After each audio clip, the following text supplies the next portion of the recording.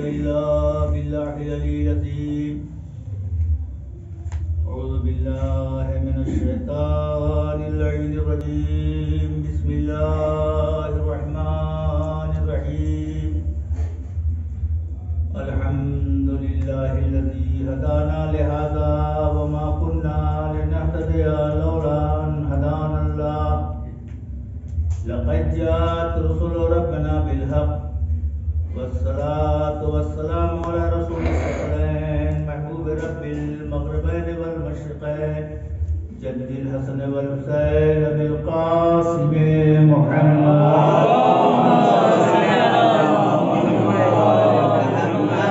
وآله الطيبين الطاهرين المعصومين ولعنة الله على أعدائهم أجمعين. أما بعد فقد قال رسول الله صلى الله عليه وآله وسلم من مات على حب آل محمد مات شهيدا. اللهم صل على محمد. گزارش ہے کہ ایک مرتبہ سورہ حمد، 3 مرتبہ سورہ قل هو اللہ، قبل و بعد 3 مرتبہ درود پڑھ کر سید سجاد حسین ابن سید حسین مرحوم کی روح کو ساتھ عزیزان گرامی،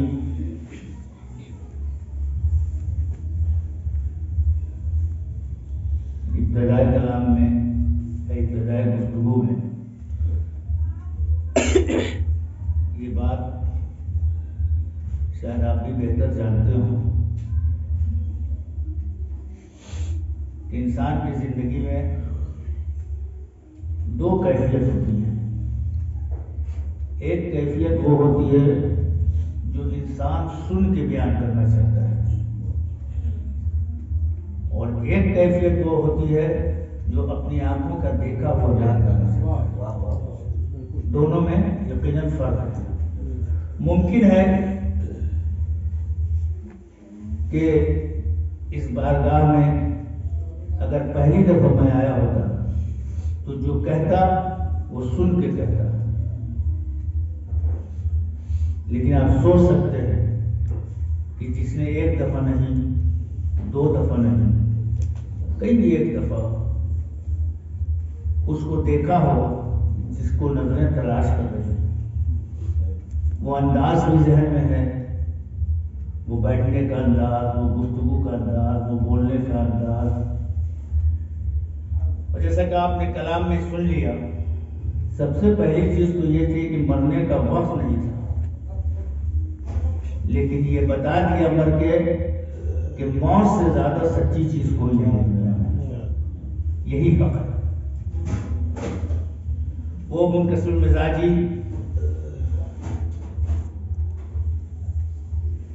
تعلیم و تعلم سے محبت، مزاج خاموش لیکن لبوں کی جنبش بتاتی تھی کہ ارادہ کیا ہے. آنکھوں کی پتلیاں بتا دیتی تھی کہ ہم چاہتے کیا ہیں. ساری زندگی خاموشی سے، ہم سمجھتے ہیں کم سے کم 15 سال ضرور ہمارے ہوں گے یہاں، اور ہر اذان کے زمانے میں ملاقات ہوتی تھی. آپ یقین کیجئے کہ سب سے کم جس سے گفتگو ہوتی تھی اس سے سب سے زیادہ اس کی بات ہم سمجھتے تھے، اسے یقین کیجئے.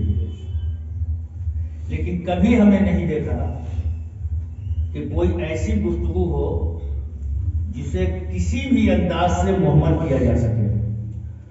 تو اب ظاہر سی بات ہے، جب عام فکر یہ سوچنے پہ مجبور ہے تو انہیں کیسے ہم دلاسا دے سکتے ہیں جن کا بھتیجا تھا، جن کا بھائی تھا، جن کا چچا تھا. یہ افراد کو صبر دیا ہی نہیں جا سکتا تھا. وہ الفاظ نہیں تھے کتابوں میں اگر واقعات کربلا نہ ہو. یہی واقعہ ایسا ہے کہ فرزند یہ سوچ کر صبر کر لیتا ہے کہ میرا باپ حسین جیسا تو نہیں تھا. بہن یہ سوچ کے صبر کر لیتی ہے کہ میرا بھائی حسین جیسا تو نہیں تھا. بھائی یہ سوچ کر صبر کر لیتا ہے کہ میرا بھائی علی اکبر جیسا تو نہیں تھا. تو جب ایسی قربانی دنیا میں پیش کی گئی اور اللہ کے حضور میں دی گئی صرف اس لیے کہ مقصد اسلام کو بچایا جا سکے، اور اس مقصد کو بچانے کے لیے اگر یہ واقعات کربلا نہ ہوتا تو آپ یقین کریں کہ بہت سارے ایسے حادثے ہو رہے ہیں دنیا میں جس کا صبر کرنا ممکن نہیں تھا. لیکن جس حدیث کو میں نے سرنامہ گفتگو قرار دیا، تھوڑی سی آپ کی توجہ ہونا چاہیے. آپ جانتے ہیں کہ ہم خطیب نہیں ہیں، لیکن آپ لوگوں کے درمیان میں بولنے کے عادی ضرور ہیں. یہ حدیث صرف تسلی کے لیے ہمارے نہیں ہے، یہ تشفی کے لیے نہیں ہے، بلکہ یہ حقیقت ہے کہ جو آل محمد کی، محمد و آل محمد کی محبت میں مرتا ہے وہ شہید ہوتا ہے.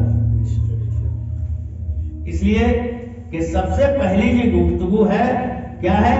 من ماتا. تو سب سے پہلے آپ ایک من کو سمجھ لیجیے، پھر 5 من سمجھ میں آئے گا، اس کے بعد 12 من سمجھ میں آئے گا. دنیا ایک من کو سمجھ ہی نہیں پا رہی ہے جو چاہنے والوں سے متعلق ہے. اب وہ 5 من کو سمجھنے کی کوشش کرے. آپ سمجھ رہے ہیں کیا کہنا چاہ رہے ہیں؟ 12 من اور 14 من کو سمجھنے کی کوشش کرے تو اس من کو نہیں سمجھتی. من ماتا، جو بھی مر گیا. دیکھیے عربی میں 2 لفظ ایک ہی معنی میں استعمال کیے جاتے ہیں. ایک من استعمال کیا جاتا ہے اور ایک ماں استعمال کیا جاتا ہے. جیسے آپ دیکھتے ہوں گے جمعہ کی ایک اپنی فضیلت ہے. چاہے واجبی نمازوں میں بھیڑ ہو یا نہ ہو، پہلی سب بھرے یا نہ بھرے، لیکن جمعہ کی مسجد بھری رہتی ہے. یہ ہے جمعہ کی اہمیت مسلمانوں کے نزدیک، وہ نہیں چھوٹنا چاہیے. نماز کی اہمیت سے انکار نہیں، لیکن نماز صرف نماز ہوتی ہے، نہ وہ جمعہ کی ہوتی ہے، نہ ظہر کی ہوتی ہے، نہ مغرب کی ہوتی ہے. فضیلت میں سب برابر ہے. تو آپ نے جمعہ میں سنا ہوگا امام صاحب کو یہ پڑھتے ہوئے بسم اللہ الرحمن الرحیم یسبح للہ ما فی السماوات و ما فی الارض، یعنی جتنی چیزیں ہیں دنیا میں اور ما فی السماوات والارض، زمین میں اور آسمان میں، یعنی پوری مخلوق خدا، اس میں سے کسی کو استثناء نہیں کیا گیا ہے کہ انسان، جانور، پرند، چرند، نہیں. جتنی چیزیں ہیں یعنی جو بھی اللہ کی مخلوق ہے وہ یسبح ہو، وہ اللہ کی قدوس ہے، اللہ کی تسبیح و تحلیل کر رہی ہے. یہ ہے ماں کا استعمال. لیکن من یہاں پہ استعمال کیا جاتا ہے، یہ پہلا من ہے. من جہاں پہ استعمال کیا جاتا ہے اس سے مراد ذوی العقول ہوتے ہیں، یعنی ہم اشرف مخلوقات جسے کرتے ہیں. تو جو بھی ذوی العقول مرتا ہے وہ کس حالت میں مرے؟ کہ محمد و آل محمد کی محبت اس کے دل میں ہو. یہاں موت ہے، شروع میں من ماتا، اور آخر میں کیا ہے؟ شہید. شہید کے سلسلے میں قرآن کیا کہہ رہا ہے؟ وَلَا تَحْسَبَنَّ الَّذِينَ قُتِلُوا فِي سَبِيلِ اللَّهِ، یعنی جو اللہ کے راہ میں مارے جاتے ہیں، جو فی سبیل اللہ اپنی قربانی دیتے ہیں، وہ مرتے نہیں ہیں بلکہ وہ زندہ رہتے ہیں. تو شہید کے لیے قرآن نے واضح کر دیا، شہید اس کو کہتے ہیں جو مرے نہیں، جو مرتا نہیں ہے. دیکھیے آنکھوں سے پوشیدہ ہو جانا اور بات ہے اور فنا ہو جانا اور بات ہے. ہم محبت آل محمد کرنے والے، محمد و آل محمد کی دل میں محبت بسانے والے فنا نہیں ہوتے ہیں، ہم شہید ہوتے ہیں. ہمیں بقا ہے. جو محمد و آل محمد کے موت میں کہ محبت میں مرے وہ شہید مرتا ہے، یعنی وہ قیامت تک زندہ ہے. تو ایک سوال پیدا ہوتا ہے اور یہ اعتراض کیا جاتا ہے کہ یہ کون ایسی بات ہے، کیسے ہم اس بات کو سمجھیں کہ وہ زندہ ہے؟ بھائی جیسے دنیا میں وہ جو فنا نہیں ہو، وہ جو فنا ہو جاتے ہیں، جن پہ موت طاری ہو جاتی ہے، جو شہید نہیں ہوتے ہیں، ظاہر سی بات یہ اعتراض کرنے کا موقع تو ہے۔ میرے مرنے کا بھی وہی انداز ہے کہ میرا ہاتھ کام نہیں کرتا، پیر کام نہیں کرتا، آنکھ سے دکھلائی نہیں دیتا، جس میں حرکت نہیں رہتی، ہمیں بھی اسی انجام تک پہنچنا پڑتا ہے جیسے آپ محمد و آل محمد سے محبت کرنے کے بعد مرتے ہیں۔ تو پھر اس میں فرق کیا ہو گیا ہے؟ یہ بات سوچنے کی کہ نہیں کہ جو انداز میرا ہے وہی انداز آپ کا ہے موت کا۔ ہماری موت فنا کیوں ہے، آپ کی موت بقا کیوں ہے؟ ہم کیسے یہ سمجھیں؟ تو اس کے لیے بالکل 1-2 منٹ کے اندر آپ کو مثال سے سمجھا دیں، اور ممکن آپ نے سنا بھی ہو کہ دیکھیے بقا اور فنا، اس کو سمجھنے کے لیے اس سے بہتر چیز کوئی نہیں ہے۔ یہ پانی ہمارے پاس رکھا ہوا ہے، اگر اس پانی کو ابھی ہم اٹھائیں یا کسی بچے سے کہیں کہ بابو اس پانی کو لے جا کے یہ سامنے زمین پہ ڈال دو، وہ لے جا کے اس گلاس کے پانی کو ڈال دے گا۔ مجلس ختم ہونے کے بعد سے ہم جائیں کہیں گے بھائی اس پانی جو یہاں کیا تھا، کہا کہ مولانا وہ تو ختم ہو گیا، فنا ہو گیا، یعنی اس کا وجود اب نہیں ہے، زمین اسے سونپ گئی ہے، فنا کی نہیں۔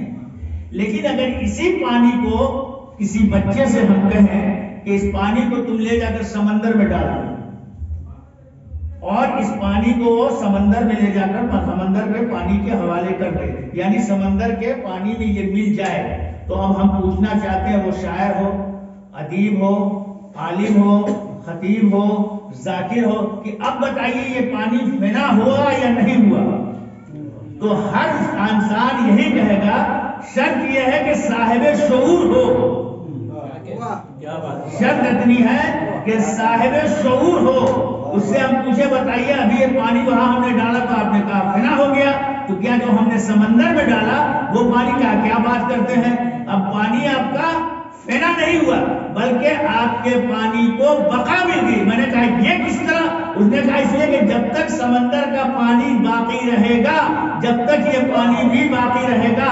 اب سمجھ میں آیا کہ محمد و آل محمد کی محبت میں جن کی موت ہوتی ہے وہ فنا نہیں ہوتے، ان کو بقا ہوتی ہے، وہ شہید ہوتے ہیں۔ اس لیے کہ ہم پوری زندگی کو اپنے ایک قطرے آب بنا کر محمد و آل محمد کے سمندر میں ڈال دیتے ہیں، مرنے کے بعد بھی ہم باقی رہتے ہیں، قیامت تک باقی رہنے والے ہیں۔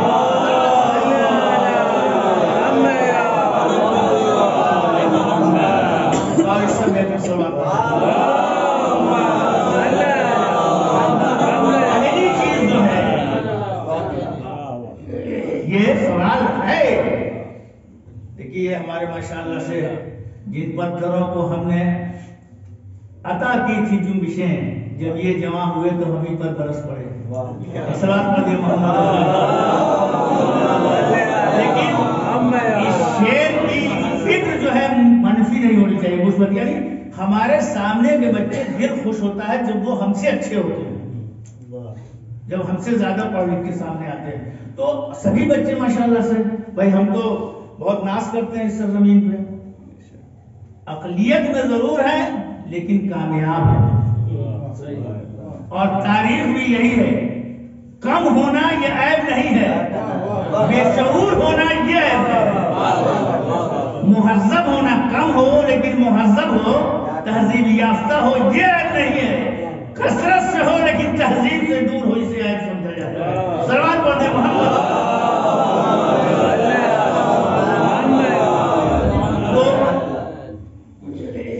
تحقیق کے میدان میں کوئی بہتر جانتے ہیں ان سب چیزوں کو کہ انسان کو اللہ نے جو پیدا کیا، آج کا انسان الحمدللہ جسے ہم اشرف مخلوقات کہتے ہیں، یعنی مخلوقات میں سب سے اشرف، نباتات سے بہتر، حیوانات سے بہتر، جمادات سے بہتر یہ انسان ہے، بہتر ہے، اللہ نے اسے بہتر بنایا ہے۔ اب یہ اپنے ذریعے جانور سے بھی زیادہ بدتر ہو جائے یہ اس کا کردار ہے، یہ اس کا کردار ہے، لیکن اللہ نے اسے اشرف بنا کر بھیجا ہے، سب سے بہتر۔ اور یہ انسان اس نے اتنا ترقی کی کہ آج چاند پہ یہ پہنچ گیا، غلط تو نہیں کر رہے ہے توجہ، چاند پہ یہی انسان پہنچا،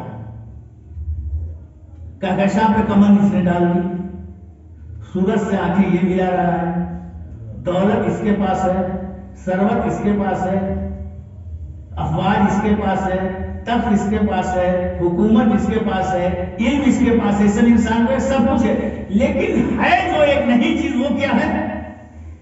اللہ کی دی ہوئی ہر نعمت انسان کے پاس ہے، نہیں ہے تو سکون اس کو نہیں، سب کچھ ہے اس کو اللہ نے دیا، اس لیے کہ شکل مخلوق ہے، لیکن جو چیز انسان کے پاس نہیں ہے وہ یہ ہے کہ اس کو سکون نہیں ہے۔ سکون اس لیے نہیں ہے کہ اس دروازے سے یہ چلا گیا جہاں سکون ملتا تھا، کیا بات، اس دروازے کو اس نے چھوڑ دیا جہاں پہ دل کو اطمینان ملتا ہے۔ دیکھیں یہ جو سینے پہ ہاتھ مارتے ہیں یہ زخمی کرنے کے لیے نہیں مارتے ہیں، بلکہ یہ دل کو سکون بخشنے کے لیے مارتے ہیں۔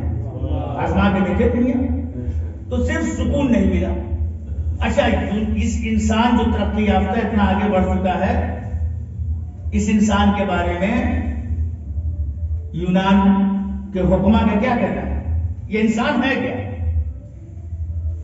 یہ انسان کی وجود کے سلسلے میں دیکھیے ہم اتحاد سے بہت دور ہو چکے ہیں، بھائی بھائی سے لڑ رہا ہے، پڑوسی پڑوسی سے لڑ رہا ہے، ذات پات کی لڑائی، علاقے کی لڑائی، سماج میں لڑائی، معاشرے میں لڑائی ہے کہ نہیں؟ بھائی بھائی سے لڑ رہا ہے، باپ بیٹا سے لڑ رہا ہے۔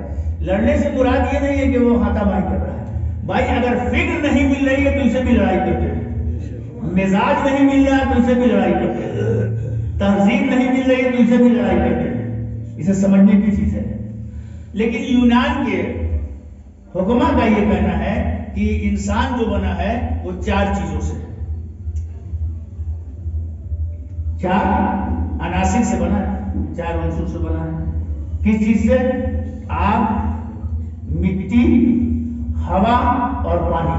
مشہور واقعہ ہے کہ انسان جو اس دنیا میں ہے اور سکون سے ہے، کیوں؟ یہ انسان چار چیزوں سے بنایا گیا ہے، ایک آگ، ایک پانی، ایک مٹی اور ایک ہوا۔ اور تعریف یہ ہے کہ جو چار چیزیں ہیں، یہ چار عناصر جو ہیں، چار عنصر جو ہیں، یہ سب الگ الگ فطرت کے ہیں۔ بھائی آگ کی فطرت الگ ہے، پانی کی فطرت الگ ہے، ہوا کی فطرت الگ ہے کہ نہیں؟ چاروں چیزوں کی فطرت الگ ہے۔ ڈاکٹر صاحب ہے مزید اس میں بتا دیں گے ہمارے لیے، یہ چاروں کی فطرت ایک ہے، لیکن یہ الگ الگ مختلف نوع فطرت کو جمع کر کے اللہ نے بنایا، اور یہی وجہ ہے انسان سمجھتا ہی نہیں، آج نزلہ ہے، آج کھانسی ہے، آج بخار ہے، آج سر میں درد ہے، آج فلاں ہے، آج فلاں ہے۔ یہ کیا ہے؟ دیکھیے جب تک یہ چاروں عناصر اتحاد کے ساتھ رہتے ہیں جب تک وہ انسان سکون سے رہتا ہے۔ اور کیا ہم سمجھیں ہمیں کیوں مل کے رہنا ہے، کیوں محبت سے رہنا ہے؟ آج دنیا پہ نظر ڈالیے کہ کیوں ہم کمزور ہو رہے ہیں، شاید اپنے وجود سے ہی سبق لے لیں۔ جب تک یہ عناصر اربع، یہ چاروں جو الگ الگ مزاج کے ہیں، پانی کا مزاج الگ ہے، ہوا کا مزاج الگ ہے، مٹی کا مزاج الگ ہے، آگ کا مزاج الگ ہے کوئی ایسا سائنسدان جو بتا دے کہ چاروں کا مزاج ایک ہے؟ اور چار الگ الگ چیزوں کو آپ ایک جگہ جمع نہیں کر سکتے ہیں، بس اسی کا تو نام خدا ہے، اسی کا نام وحدہ لا شریک ہے۔ دنیا میں کوئی ایسا نہیں ہے جو چار الگ الگ فطرت کی چیزوں کو ایک جگہ جمع کر دے۔ بھائی اگر چار بھائی ہیں ایک باپ کے، باپ ایک ہے، چار بھائی ہوتے ہیں، لیکن اگر ایک مزاج کے نہیں ہے، ایک فطرت کے نہیں ہے، تو چاروں کو الگ الگ علاقہ دے دیا جاتا ہے، چاروں کو الگ الگ علاقہ۔ کیوں؟ اس لیے کہ بھائی یہ ایک مزاج کے نہیں ہے، لہٰذا مل کے نہیں رہ پائیں گے، مل کے نہیں رہنے پائیں گے تو ہمارا گھر، خانوادہ، عزت، تہذیب، تاریخ، جو کچھ ہمارا چلا رہا ہے یہ سب کا سب بکھر جائے گا، برباد ہو جائے گا۔ تو ہم اپنے وجود سے اگر سبق لے لیں تب بھی ہمارے یہاں سکون حاصل ہو جائے گا، اتحاد اور محبت پیدا ہو جائے گی. ہم سے دنیا کہتی ہے آپ کیا کیا ہے؟ ہمارے یہاں سب سے بڑا جو مرکز ہے وہ ہے فرش اعظم. صرف 4 فطرت نہیں بلکہ ہزاروں ذات کے لوگ آتے ہیں، ہم ایک ہی طرح اتحاد کر کے دکھاتے ہیں.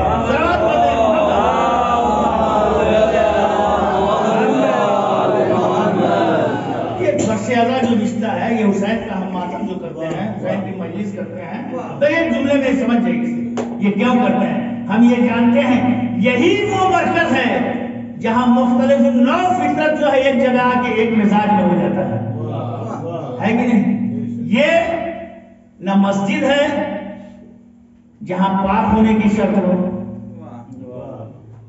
یہ کعبہ نہیں ہے جہاں صرف مسلمان طواف کر سکتا ہے، یہ کلیسا نہیں ہے جہاں صرف عیسائی جا سکتا ہے، یہ کوئی مندر نہیں ہے جہاں صرف ہندو جا سکتا ہے. آپ دیکھ رہے ہیں یہ سب اختلافات ہیں، ہے کہ نہیں؟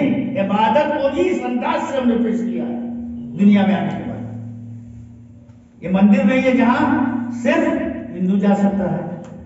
جتنی عبادت گاہیں آپ دیکھ لیجیے، گرو گوبند میں چلے جائیے، دیکھ لیجیے جا کے یہ کرنا ہوگا یہ کرنا ہوگا، آپ نہیں کر سکتے ہیں. 1000 پابندیاں ہیں، لیکن فرش حسین اتحاد کا وہ مرکز ہے جہاں ہندو بھی آتے ہیں، عیسائی بھی آتے ہیں، مسلمان بھی آتے ہیں، ہر قوم کے آتے ہیں. اور آنے کے بعد ہم یہاں سے یہ درس دیتے ہیں پریکٹیکل. بالکل یہ نہیں کہ کتابوں میں لکھ دیا، لکھنا اور ہوتا ہے، عمل کرنا اور ہوتا ہے. ہم ذکر حسین کے ذریعے دیکھیے ہمارے یہاں جو اموات ہوتی ہے، ہمارے یہاں جو سانحہ ہوتا ہے، ہم کیوں فرش حسین بچھا دیتے ہیں ان کی یاد میں؟ کوئی وجہ تو بھی ہمارے بزرگوں نے یہ بنایا ہے.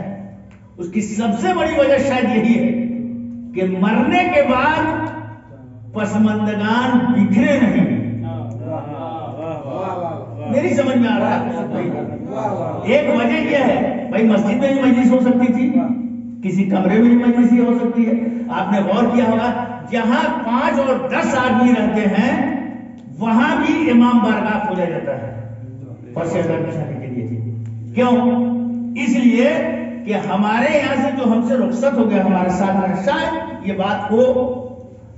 یہ اس لیے کہہ رہے ہیں کہ آج اگر وسائل بہت زیادہ ہو گئے ہیں، بات کہاں کی کہاں جاتی ہوگی اس وقت، تو کل اعتراض ہونا شروع ہو جائے کس کتاب میں لکھا ہے. دیکھیں مشکل یہ ہے کہ جنہوں نے کتابیں آج تک پڑھی نہیں ہیں وہی کتاب پہ حوالہ بھی چاہتے ہیں. مشکل یہ ہو گئی کہ جنہوں نے کتابوں کو دیکھا نہیں ہے، اور یہی وجہ ہوتی ہے بہت سے لوگ ایسی کتابوں کا نام بتاتے ہیں کہ فلاں کتاب میں جا کے دیکھیے یہ روایت ہے. کیوں بتا دیتے ہیں؟ یہ جانتے ہیں کہ انہیں معلوم ہی نہیں کہ یہ کتاب واقعی ہے بھی کہ نہیں ہے. تو اعتراض ہو سکتا ہے، لیکن ہمارا دل یہ کہتا ہے کہ شاید یہ فرش حسین جو ہم اپنے غم میں بچھاتے ہیں وہ اس لیے کم سے کم کہ ہمارا جو چاہنے والا گزر گیا، ہمارے درمیان سے ہمارا عزیز چلا گیا، تو اس کے جانے کے بعد ہم منتشر نہ ہو بلکہ اور متحد ہو جائے، اور متحد ہو جائے. ایک بات بہرحال میں یہ کہہ رہا تھا کہ انسان اگر دیکھے تو اپنے وجود سے سمجھ سکتا ہے کہ اس دنیا میں ہمیں منتشر ہو کے رہنا ہے یا متحد ہو کے رہنا ہے. مل کے محبت اور اتفاق سے رہنا ہے، یہ آپس میں لڑ کے. تو ہم نے آپ نے سنا کہ 4 مختلف نوع چیزیں، آگ، پانی، ہوا، مٹی، لیکن چاروں کا ایک جگہ جمع ہونا، جب تک یہ اپنے اپنی جگہ پر اپنے اپنی اوقات میں رہتے ہیں. دیکھیے الفاظ ہیں بس، کم پڑھے لکھے ہیں اس لیے ظاہری بات ہے. جب تک یہ اپنی اپنی جگہ پر اپنی اپنی اوقات میں رہ کے اپنا اپنا کام کرتے ہیں، جب تک صحت بھی رہتی ہے، زندگی بھی رہتی ہے، انسانیت بھی باقی رہتی ہے. اور جیسے ہی یہ بھاگتے ہیں، کسی میں زیادتی پیدا ہو گئی، کسی میں کمی پیدا ہو گئی، تو کوئی بیمار پڑ گیا، کوئی بخار لگ گیا، کسی کو کھانسی آ گئی، کوئی دنیا سے جائے. اس کا مطلب یہ نتیجہ تو کم سے کم نکلا کہ اگر ہم اپنی اوقات میں رہ کر اتحاد میں رہیں تو یہ زندگی کہی جاتی ہے، جہاں اتحاد سے منتشر ہے وہیں سے موت شروع ہوتی ہے. सलाम बोल दें।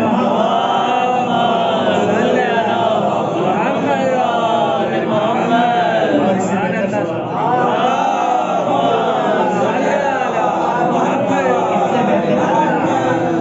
शायद हयात जहाँ एक शय एक भी चीज और इसी तरह की ये जो चार हमने बताया, अब बस उतना नहीं है, ये जो चार चीजें हमने बताई ये चार इंसान के लिए है, इंसान के वजूद के लिए है, इंसानियत के वजूद के लिए भी चार चीजें हैं। उसमें एक इफ़्फ़त है, ये इंसानियत के वजूद के लिए है। दूसरा उसमें शजाअत है, ये इंसानियत के वजूद के लिए है। तीसरे उसमें अदालत है, ये इंसान के वजूद के लिए नहीं, इंसानियत के वजूद के लिए है। अगर आप में अदालत है तो इंसानियत। और हम ऐसे ही नहीं करते, हमने देखा है, इफ़्फ़त को भी देखा है, शजाअत को भी देखा है और अदालत को भी देखा है। अदालत को हमने क्या देखा, अभी आपने सुना है। अब वो अलग बात है कि कभी कभी मोहब्बत में भी आंसू निकल आते हैं, मोहब्बत में भी मुसाइब के जुमले आ जाते हैं। शजाअत क्या हमने देखा, अदालत क्या देखा, इंसानियत के लिए कि जब हुर पहुंचा और आया, आपने देखा ये एक कदम हुर बढ़ा तो दो कदम वक्त का आदिल बढ़ा। ये आगे और चलिए, मैंने कहा कि वक्त नहीं है, एक आध दो बातें हैं। जब इमाम हुसैन ने हज़रत अली अकबर को इजाजत दी कि बेटा जंग शुरू जाओ, तो वो हाथों को जोड़ के खड़ा हो गया। देखिए अदालत इंसानियत के लिए, इंसानियत की बका अदालत में है। इमाम ने इजाजत दिया, हुर का बेटा जंग करने गया और हुर का बेटा जंग करने के लिए चला गया और जाने के बाद एक आवाज आई, बाबा मेरी मदद के लिए आओ। सजा अदालत। जब हुर बेटे के मैयत पे पहुंचा तो आप सब जानते क्या देखा उसने, यह है अदालत। जब हुर पहुंचा तो मुताज्जिब होकर रह गया कि बेटे का सर इमाम के ज़ानू पे है। ये थी अदालत। और इमाम ने कहा, सैयद हुर कहीं बाप की मैयत पे, जवान फर्जंद की मैयत बेटा उठाता है। ये अदालत थी जो पहले पहुंचे। लेकिन शजाअत क्या थी, शजाअत ये थी कि हुसैन ने खुद अली अकबर की जनाजे को उठाया, खुद अली अकबर की जनाजे को। तो इंसानियत के लिए भी चार अनासिर हैं। एक सवाल पढ़ मोहम्मद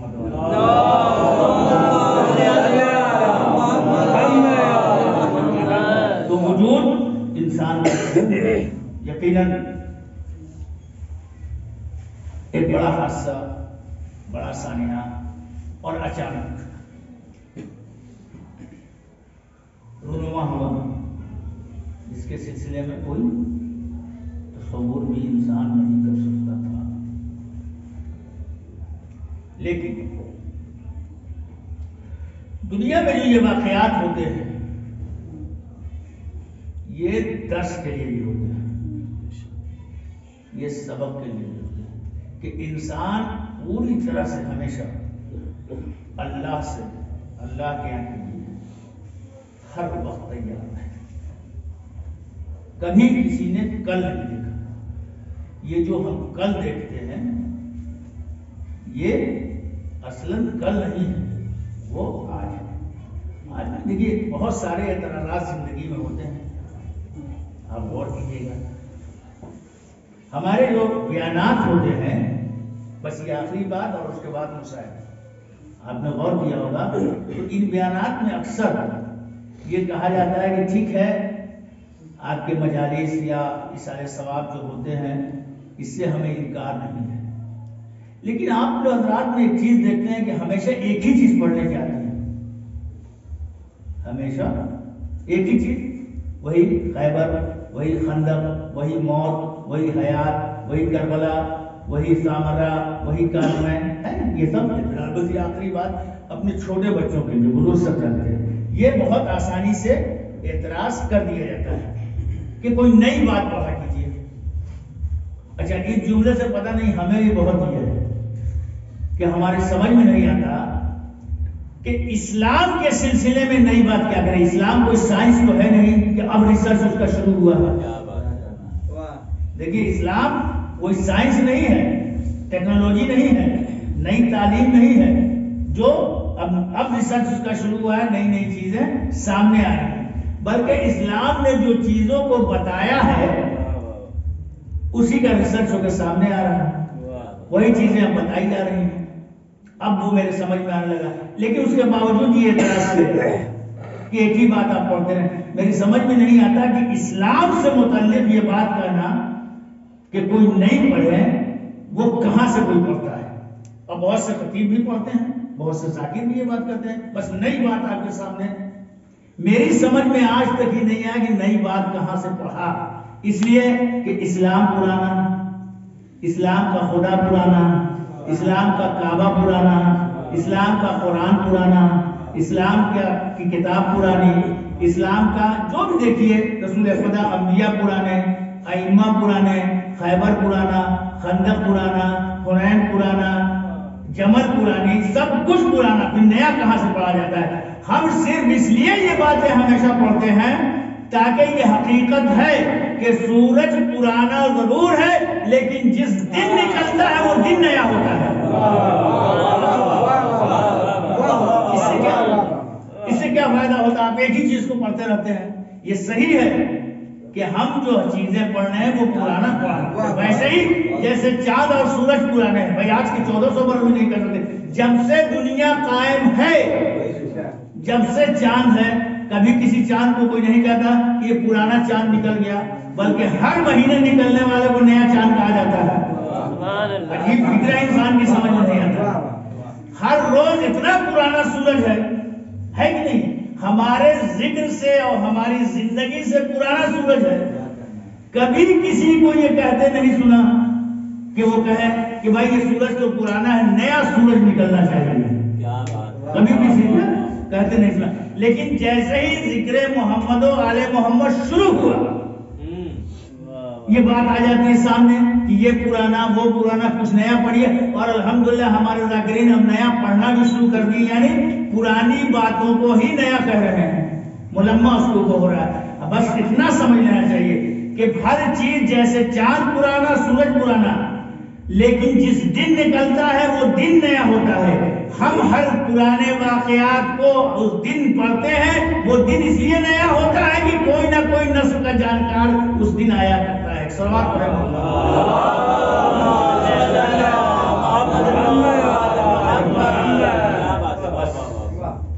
یہ ذکر اہل بیت کی دین ہے.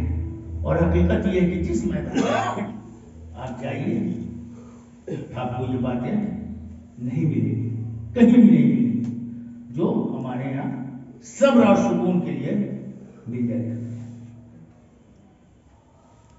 ایثار ثواب کے لیے دو ہی چیزیں ہیں جو دائمی ہیں.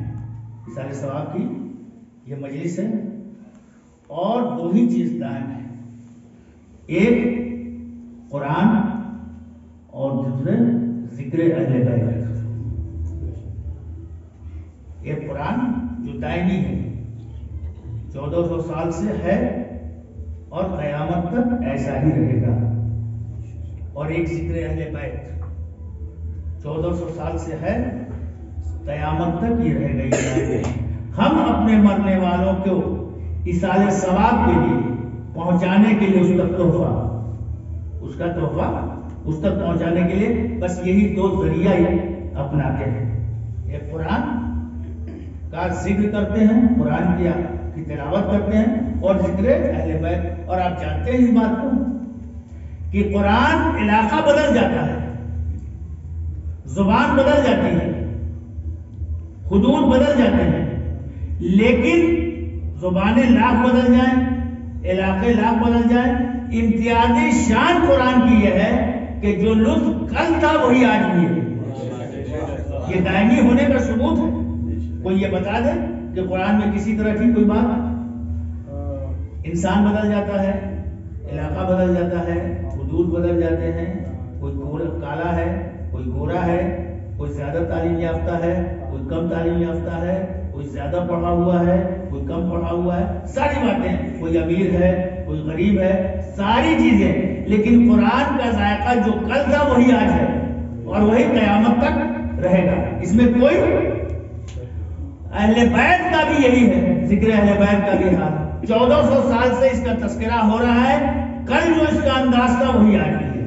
یہی وجہ ہے کہ ہم اپنے مرنے والوں کو پہلے قرآن کی تلاوت کرتے ہیں اور پھر اس کے بعد ذکر اہل بیت، تاکہ یہ دائمی ایصال ہے، یہ دائمی تحفہ ہے. دیکھیے وہ تحفہ کس کام کا جو 4 دن کے اندر ختم ہو جائے، اور جو تحفے ہم بھیجتے ہیں، ابھی ضمن میں یہ بات کہتے چلے، وہ انہی کے تھرو بھیجتے ہیں. ہم ان کے لیے یہ بات نہیں کر رہے ہیں جو ذریعہ کو مانتے ہی نہیں، یعنی ڈائریکٹ چھت پہ آ جاتے ہیں، اور جو ڈائریکٹ چھت پہ آتے ہیں وہ چور بن جاتے ہیں، اور جو وسیلے کے ساتھ چھت پہ جاتے ہیں وہ گھر والے کہے جاتے ہیں. بھائی سیڑھی کے ذریعے گاڑی والے جاتے ہیں، لیکن جو ہان کے چلا ہے اچانک، تو جو وسیلہ نہیں مانتا اس کو ہم کچھ نہیں بولتے ہیں. لیکن ہم اسی قرآن اور اہل بیت کے حوالے سے جو بھی ایصال کرنا ہوتا ہے، کہا جاتا ہے کہ اس سے کیا فائدہ. بہت سارے لوگ ہیں جو اپنے مرنے والے کے ایصال ثواب کے لیے غریبوں کو کپڑا دیتے ہیں کہ نہیں، کوئی رقم دے دیتے ہیں، نظر نیاز جو کرتے ہیں. تو اس میں جتنی چیزیں رکھی ہوئی ہیں وہ سب کی سب تو بظاہر لاشعور کی سمجھ میں یہ آتا ہے کہ حلوہ بھی انہوں نے کھایا، پلاؤ بھی انہوں نے کھایا، سب کا سب یہی رہ گیا، مٹھائی بھی انہی نے کھایا، تو فائدہ کیا ہوا مردے کو؟ میری سمجھ میں نہیں آتا کہ اس ترقی یافتہ دور میں یہ ایصال سمجھ میں کیوں نہیں آتا. اس لیے کہ وہ یہ نہیں جانتے کہ ہمارا ذریعہ کیا ہے. آج کے ترقی یافتہ دور میں ہر انسان یہ جاننا، بلکہ اکثریت اس بات کی ہے جس کی کوئی نہ کوئی نسل کی فرد باہر ملک میں ضرور ہے. اچھا چلیے آپ کو ہم نہ کہیں، ہم اپنے بارے میں سوچ لیں کہ اگر ہمارا ایک بچہ آج امریکہ چلا جائے یا کویت چلا جائے اور اسے 2000 روپیہ ملے، تو یہ بتائیے کہ 2000 کی اوقات کچھ ہے کہ نہیں؟ امریکہ میں ملے تو یہاں پر تو نہیں، تو کہا کہ ہے. اب اس 2000 روپیہ میں سے اس نے ہم کو صرف 500 روپیہ وہاں کا بھیجا، جسے ہم کیا کہتے ہیں ڈالر. امریکہ کا 500 روپیہ ہے تو وہ ڈالر. اس نے بھیجا 500 روپیہ ہم کو، یعنی 1/4 اپنے نوکری کا پیسے کا امریکہ سے ابا حضور کو اس نے بھیج دیا. وہ 500 روپیہ یہاں کتنا ملا ہمیں یہ بتائیے؟ وہ 500 روپیہ یہاں ہزار روپیہ ہو گیا. اب حساب کے تو ہم بھائی ٹیچر رہے نہیں ہے کچھ بتائیں، لیکن مان لیجیے کم سے کم 40,000 50,000 روپیہ ہو گیا. یہ میری سمجھ میں نہیں آیا. بھائی اس بچے نے وہاں 2000 روپیہ میں سے 1/4 اپنا 500 روپیہ وہاں کا ہمیں بھیجا، ڈالر بھیجا. یہ ہم کو 50,000 روپیہ کیسے مل گیا؟ کہا کہ مولانا یہی تو ہم کہتے ہیں نا کہ مولوی لوگ بیوقوفی ہوتے ہیں. اچھا وہ یہ نہیں سمجھتے ہیں کہ مولوی بیوقوف بن کے آپ کو سمجھانا چاہتے ہیں. یہ نہیں سمجھ پاتے ہیں. یہ کیا آپ کہہ رہے ہیں کہ 50,000 روپیہ ہم کو مل گیا جب میرے بچے نے، اور ہم بھائی اس کو نہیں چھو سکتے ہیں، میرا تو اس نے کہا کہ مولانا اس میں کوئی غلط کام نہیں ہوا ہے. چونکہ یہاں اور وہاں کے ایکسچینج میں یہ معاہدہ ہے کہ آپ اتنا پیسہ دیجئے گا تو ہم اتنا دیں گے، اور اگر ہمیں یہاں سے 2000 روپیہ بھیجیں تو وہاں کتنا ملے گا؟ چند سکہ ملے گا. دیکھیں دونوں بات ہے. اگر ہم امریکہ ہندوستانی روپیہ بھیجتے 2000 تو چند سکہ ملے گا. کیوں؟ اس لیے کہ یہاں کا معیار جو ہے اس حساب سے وہاں ملے گا، اور وہاں کے پیسے کا جو معیار ہے اس حساب سے یہاں ملے گا. یہ جو معیار ہے، بس ہمارے فاتحہ آپ صرف اتنا دیکھ کے رہ جاتے ہیں کہ گوشت میرے سامنے ہے، روٹی میرے سامنے ہے، پلاؤ میرے سامنے ہے، حلوہ میرے سامنے ہے، مٹھائی میرے سامنے، آپ صرف اپنے معیار کو دیکھیں، لیکن جس ذریعے سے ہم بھیج رہے ہیں اس اسٹیج پہ آپ کی نظر نہیں ہے۔ بھائی یہ اسٹیج اہل بیت کا ایسا ہے کہ جب ہم فاتحہ کے ذریعے الحمد للہ یعنی فضائل اہل بیت کو بھی ذہن میں رکھتے ہیں اور آیات قرآنی کو بھی، اور اس اسٹیج میں اپنے ان سامانوں کو رکھ کے اشار کرتے ہیں، تو جنت کے رہنے والے بھی متعجب ہو کے دیکھتے ہیں کہ یہ غذا آئی تو کہاں سے آئی۔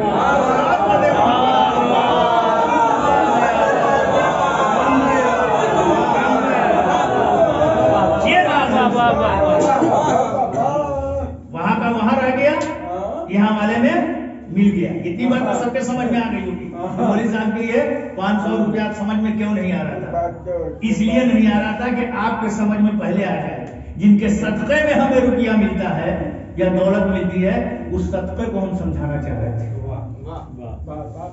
کہ جو اس کی اوقات۔ اب سوچیے جس کے صدقے میں چاند پیدا ہوا ہو، خلق کیا گیا ہو، جس کے صدقے میں سورج کو خلق کیا گیا، جس کے صدقے میں جنت ہے، جس کے صدقے میں کوثر ہے، جس کے صدقے میں تسنیم ہے، جس کے صدقے میں زمین ہے، ساری کائنات جس کے صدقے میں ہے۔ اس لیے کہ اگر انہیں نہیں پیدا کرنا ہوتا تو اللہ کچھ نہ پیدا کرتا۔ اور یہ ذات ہے کون؟ دیکھیے قدرت خود کہہ رہی کنتو کنزا مخفیہ، میں ایک چھپا ہوا خزانہ تھا۔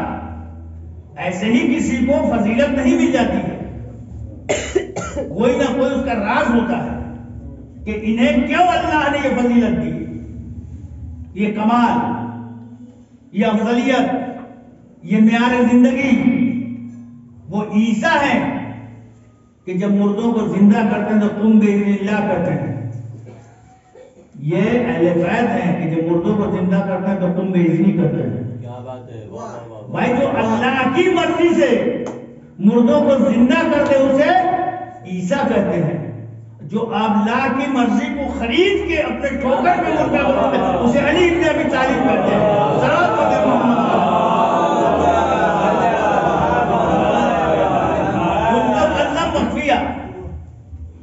خدا خود کہہ رہا ہے کہ میں تو چھپا ہوا خزانہ تھا، ایسا خزانہ جس کو کوئی پہچان ہی نہیں سکتا تھا۔ بھائی اللہ کو کسی نے آج تک دیکھا ہے؟ نہیں دیکھا۔ وہ ایک خدا کب چھپا ہوا، اور خود اس نے کہہ دیا جب میں نے چاہا کہ میں پہچانا جاؤں تب میں نے ایک نور کو پیدا کیا۔ اب یہ حدیث دو طرح سے، محمد کے نور کو پیدا کیا یا ایک نور کو پیدا کیا، اور اس نور نے آتے ہی خلق ہوتے ہی تسبیح و تحلیل کرنا شروع کیا۔ چھپا ہوا خزانہ ہے۔ اب ظاہر سی بات، اس چھپے ہوئے خزانے کو تسبیح و تحلیل کر کے کس نے متعارف کرایا، کس نے پہچانا؟ بھائی ہمیں یہاں کوئی نہ جانتا ہو، اور آپ میں سے کوئی ایسا آدمی جو پورے شہر میں ہم کو پہچانوا دے تو اس کو جو کچھ ہم دیں گے وہ کم دیں گے اپنی طاقت کے لحاظ سے۔ ہم بہت بڑے راجا ہیں کہیں کے، لیکن وہاں ہمیں کوئی جانتا ہی نہیں، کوئی نہیں جانتا۔ وہ آدمی جو دنیا میں ہماری یہ پہچان بنا دے کہ یہ راجا ہے، تو اس کو جتنی بھی ہم دولت دیں گے وہ کم ہے کہ نہیں؟ اس لیے کہ ہمیں تو کوئی جانتا ہی نہیں تھا۔ آج جو ہم راجا صاحب کہے جا رہے ہیں وہ اس کی دین ہے جس نے تمام ہمیں راجا کے نام سے پہچانوا دیا۔ خدا خدا تھا، نعوذ باللہ، اس سے انکار نہیں ہے، لیکن اگر محمد و آل محمد نہ ہوتے تو خدا بھی نہیں پہچانا جاتا۔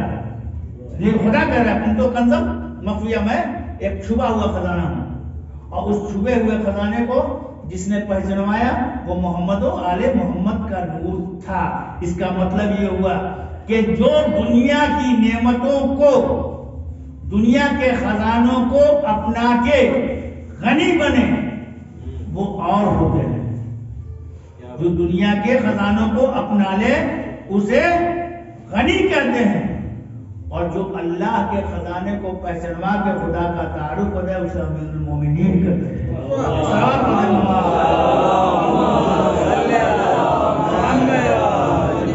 اس سے بہتر صلوات پڑھیے۔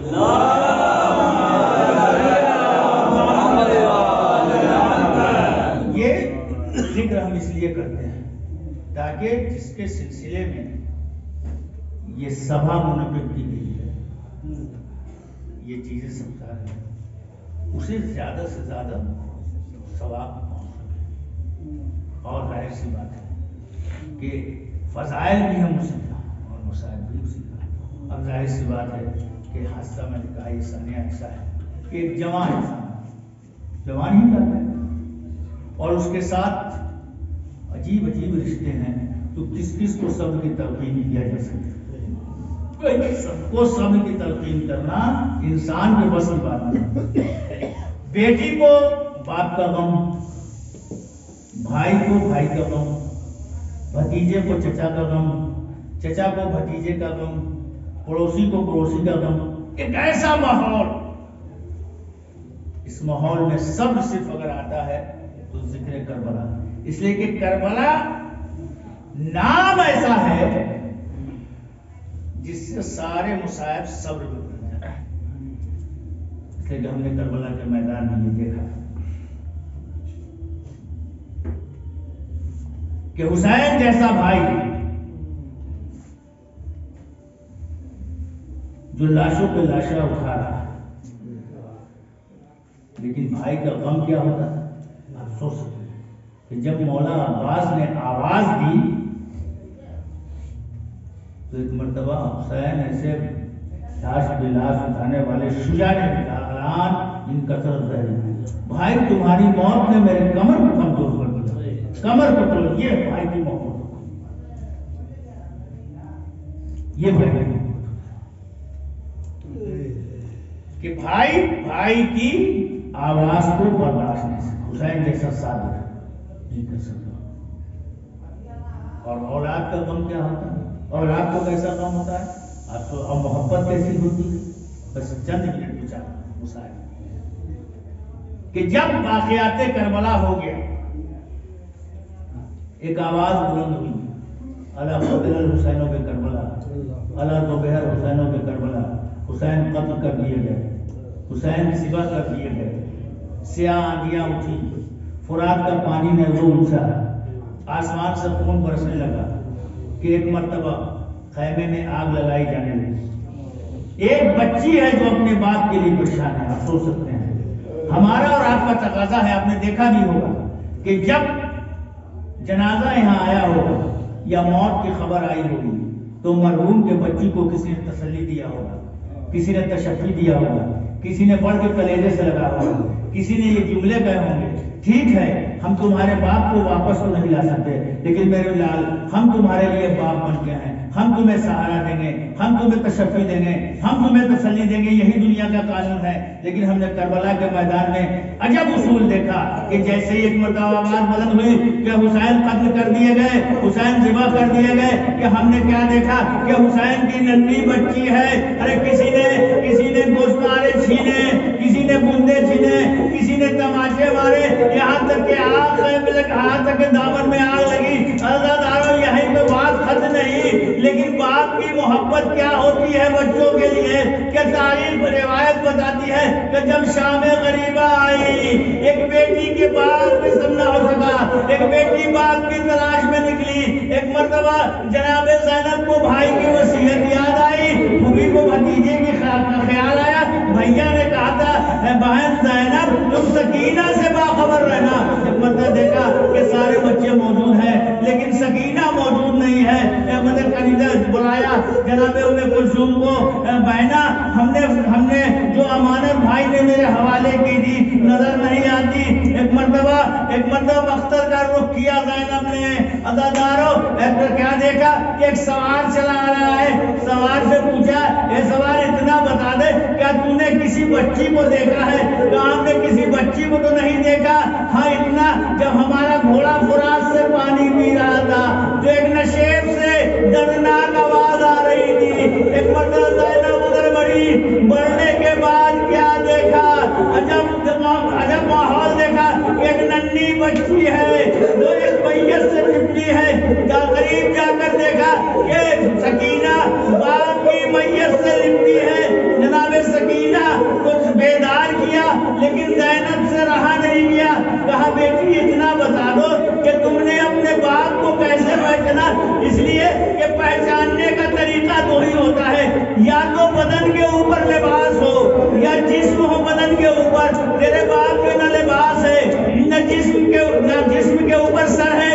ایک مرتبہ سکینہ نے کہا کہ جب بابا کو یاد کرتی ہوئی شام غریبہ میں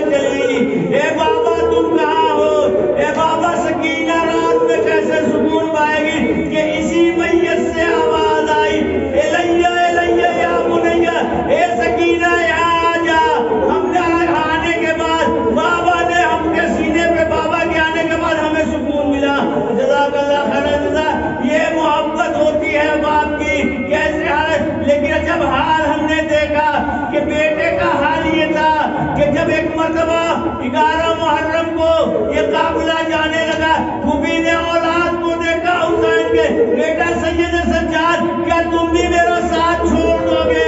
ایک مرتبہ سجاد نے کہا اے پھوپھی ابا آپ انصاف سے بتائیے، ارے جس کے باپ کا لاشا اڑیا پڑا ہو، جوان فرزند موجود ہو، نہ اسے کفن دے پایا نہ اسے غسل دے پایا.